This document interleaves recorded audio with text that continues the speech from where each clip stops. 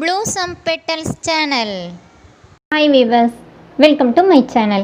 இன்னைக்கு நம்ம குழந்தைங்களுக்கு ரொம்ப ஹெல்த்தியான கேழ்வரகு கீர் எந்த மாதிரி செஞ்சு கொடுக்கலாம் அப்படி சொல்லிட்டு இன்னைக்கு வந்து நம்ம பார்க்கலாம். அதுக்கு ஃபஸ்ட்டு நமக்கு தேவையான பொருட்கள் என்னெல்லாம் சொல்லிட்டு பார்த்துடலாம். ஒரு அரை கப் கேழ்வரகு மாவு எடுத்து வச்சுருக்கேன். நீங்கள் எடுக்கிற கப்புக்கு 3 மடங்கு தேங்காய் பால் எடுத்துக்கோங்க. தேங்காய் பால் வந்து கெட்டியாக பால் மட்டும் போதும், அதை எடுத்துக்கோங்க. அப்புறமா வந்து கொஞ்சமாக பாகு காய்க்கிறதுக்காக கருப்பட்டி எடுத்திருக்கேன். கொஞ்சம் தேங்காய் துருவல், இப்போ கொஞ்சம் கிஸ்மிஸ், அப்புறமா உங்கள்கிட்ட இருக்கிற நட்ஸ் வந்து கொஞ்சமாக எடுத்துக்கோங்க. அப்புறம் நமக்கு தேவையான அளவுக்கு நெய். இப்போ உங்கள் குழந்த ஒரு 7 மாத குழந்த அப்படின்னு ஃபீல் பண்ணிங்கன்னா நீங்கள் வந்து நட்ஸு இந்த மாதிரி முழுசாக போட வேணாம், நட்ஸு பொடி சேர்த்துக்கோங்க. மற்றபடி எல்லாமே இப்போ நான் செய்கிற மாதிரியே செஞ்சால் ஓகே. இப்போ வந்து என்ன செய்யலான்னு பார்க்கலாம்.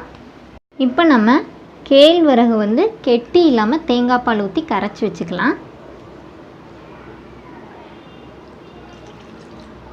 கெட்டி இல்லாமல் கொஞ்சம் கொஞ்சமாக ஊற்றி கரைச்சிக்கோங்க. இந்த கெட்டியாக இருந்துச்சுன்னா நமக்கு கிண்டும் போது ரொம்ப இதுவாக இருக்கும். அதனால் முதல்ல கரைச்சி வச்சிட்டோன்னா அந்த மாதிரி கெட்டியாக இருக்காது.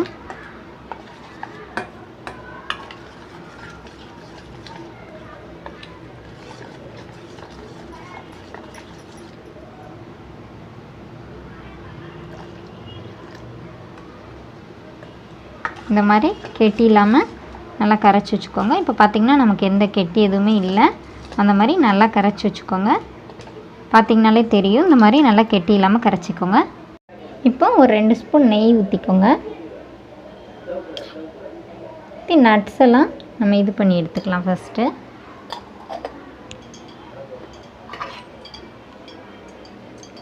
நெய் வந்து மெல்ட் ஆனோடனே நட்ஸ் சேர்த்துக்கோங்க.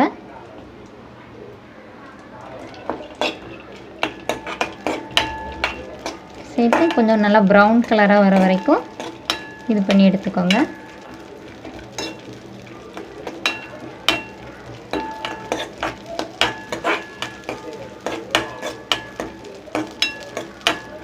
கொஞ்சம் நல்லா ப்ரௌன் கலரில் வரட்டும். லைட்டாக ப்ரௌன் கலர் வந்தோடனே நம்ம வந்து ஒரு பவுலில் மாற்றிக்கலாம்.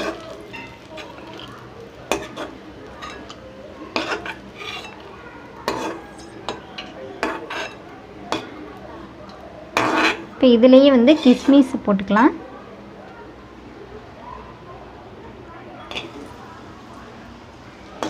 கிஸ்மிஸ் வந்து லைட்டாக பலூன் மாதிரி வந்தோடனே அதை எடுத்துக்கலாம்.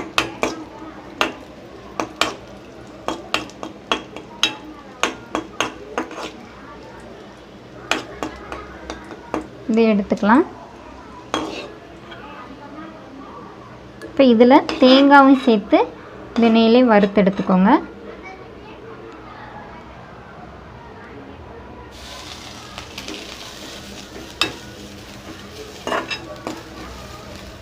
லைட்டாக ப்ரௌன் கலர் வந்தால் போதும், அப்படி வறுத்து எடுத்துக்கோங்க.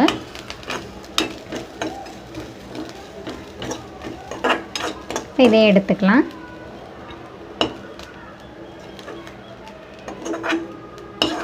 ஒரு 7 மாத குழந்தைங்களுக்குனா தேங்காய் வந்து ஸ்கிப் பண்ணிக்கோங்க, தேங்காய் தேவையில்லை. இப்போ நம்ம கரைச்சி வச்சுருக்கிற கேழ்வரகு தேங்காய் பால் சேர்த்து கரைச்சி வச்சுருக்கிற இதை வந்து இது கூட சேர்த்துக்கலாம். இப்போது இது வந்து கொஞ்சம் நல்லா வெந்து கொஞ்சம் கெட்டியாகட்டும். அதுக்குள்ளே நம்ம வந்து கருப்பட்டி பாகு காய்ச்சி எடுத்து வச்சுக்கலாம். இது அதுக்குள்ளே வெந்துடும். நம்ம அதுக்குள்ளே வந்து கருப்பட்டி பாகு காய்ச்சிக்கலாம். இந்த மாதிரி கெட்டி பிடிக்காமல் கலக்கி விட்டுட்டே இருங்க. அதுக்காக தான் நம்ம வந்து தேங்காய் பால் வந்து 1க்கு 3 மடங்கு அந்தளவுக்கு எடுத்துருக்கோம். ஏன்னா நமக்கு மாவு வேகவும் செய்யணும், கெட்டியாகவும் ஆயிடக்கூடாது. அதுக்காக தான் இந்த மாதிரி கெட்டியாக கலக்கி விட்டுட்டே இருந்திங்கன்னா உங்களுக்கு ரொம்ப கெட்டியாகாது. ஏன்னா நமக்கு வந்து கொஞ்சம் தண்ணியாக இருந்தால் தான் நல்லாயிருக்கும். இல்லை இந்த மாதிரி கலக்கி விட்டுட்டே இருங்க. கருப்பட்டி பாகு காய்ச்சோன்னே இதில் ஊற்றிக்கலாம். கருப்பட்டி பாகு வச்சுருக்கேன்.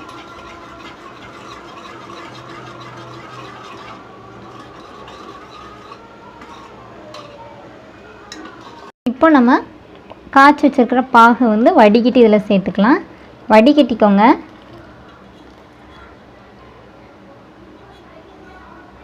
சேர்த்து கிண்டி விட்டுக்கோங்க. கொஞ்சமாக ஏலக்காய் தூள் சேர்த்துக்கலாம். கொஞ்சமாக சேர்த்துக்கோங்க. இப்போ மறுபடியும் நல்லா கிளறி விட்டுக்கலாம். ஏன்னா நமக்கு வந்து மாவு நல்லா வேகணும். ஏன்னா குழந்தைங்களுக்கு கொடுக்குறதுல நல்லா கொஞ்சம் நல்லா கிண்டி விட்டுக்கோங்க.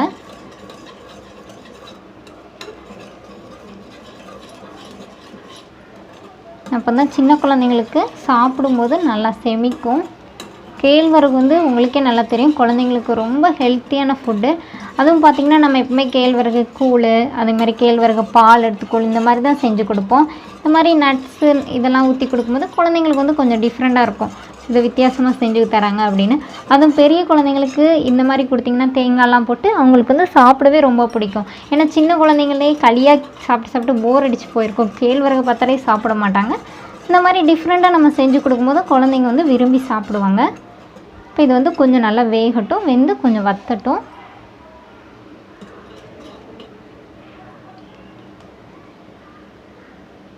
ஒரு 15லேருந்து 20 நிமிஷம் இந்த மாதிரி நல்லா கிண்டி விட்டுக்கோங்க. அப்போ தான் கேழ்வரகு நல்லா வேகும்.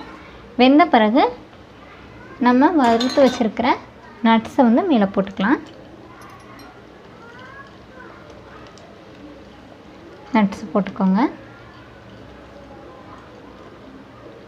அப்புறமா கிஸ்மிஸ் சேர்த்துக்கோங்க,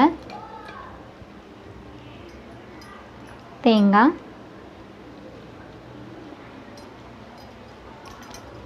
எல்லாத்தையும் சேர்த்து நல்லா கிண்டி விட்டுக்கோங்க.